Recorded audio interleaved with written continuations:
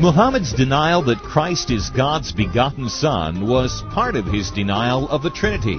But many scholars believe that Muhammad labored under a misunderstanding of what the doctrine of the Trinity actually teaches. Could Muhammad have thought that the doctrine of the Trinity was actually Allah, Jesus, and Mary? It seems very clear that is what he thought. And as such, it is a misrepresentation of Christian belief. Indeed, the Quran in Surah 5:116 reads, quote, Allah will say, O Jesus, son of Mary, did you say to men, take me and my mother for two gods besides Allah? Unquote. Because of the radical oneness of the Islamic conception of God, many scholars have pointed out that Muslims find God virtually unapproachable. There is no concept of relationship with God as in Christianity, and no assurance of heaven except through martyrdom. The result is that the individual Muslim, while he has read very often that Allah is merciful and oft-forgiving, he doesn't have any real grounds for knowing whether Allah is going to be merciful and oft-forgiving to him or to her, because there is no mediator. Allah is so transcendent, so far above his creation, that the very idea of entering into it in the incarnation, as Christians believe about Jesus Christ, is completely rejected and completely foreign to Islamic thought. And so the idea that God would actually make a way for me to have a relationship with him, that I would actually be so important to him, that he would make a way for me to know him, and hence to know that I have peace with him, to know that I am right with him, totally foreign to Islamic thought. So one of the problems that new believers have in the Muslim world is that they turn to you and say, now, what do I do? And you say, well, you don't have to do nothing. It's salvation by faith. It's a gift of God. Yes, but what do I do? How do I pray? How do I wash? Who can I marry? How do I divorce? What do I eat? What do I don't eat? They don't understand grace. While professing high regard for Jesus as a prophet of God, Islam ultimately denies that he was God incarnate, that he died on the cross for sins, and that he is the mediator between God and men.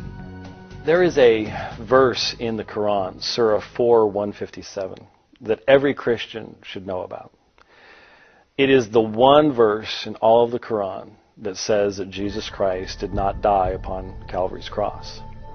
And most Muslims feel that that's one of the biggest stumbling blocks of the gospel for them, is that if Jesus died upon a cross, then he died as a blasphemer, and Allah would never allow one of his beloved prophets to die in that fashion, because they don't see that Jesus is doing this voluntarily, that he's doing this as a sacrifice. And so Surah 4:157 in essence says that it was made to appear that Jesus died upon a cross, but instead God raised him to himself. And so the Muslim doesn't understand why we are so focused upon the cross. The Muslim is very much like the Jew of the day of Paul. Because remember, Paul, when he describes the cross, what is it? It is a scandalon. It is a stumbling block to the Jew. Because for them, the Messiah was to be this tremendous victor, not one who dies in such a fashion at the hands of the Romans. So that was a stumbling block to them. And to the Greeks, moranos, foolishness. How could the Creator enter into his own creation and die in such a fashion? While Christianity begins with an internal change of heart called regeneration, in Islam one is considered Muslim after outwardly professing faith to Allah and to Muhammad as his prophet, followed by submission to the Islamic laws called Sharia.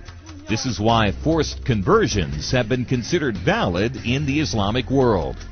From their perspective, we are all born as Muslims.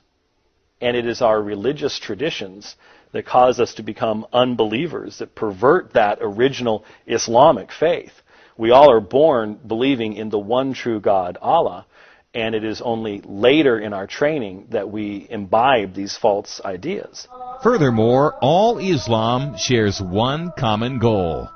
Since the ultimate fulfillment of Allah's will for the world is that all men be subject to him, then the ultimate desire from the Islamic perspective is the establishment of the Ummah, the Islamic community all around the world. In Islam, there are no distinction between the state and religion. It says in Arabic, Al-Islamu dinun wa dawla. Islam is a religion and a state. And that's a major concept that non-Muslims should understand. The state and religion are the same. The head of the state is the head of the religion, and vice versa. In a sense, Christians believe that Christ will establish his kingdom over his world. And Muslims believe that Allah will establish his through Sharia law. But there's one huge difference between the two. Christ does this by changing the heart.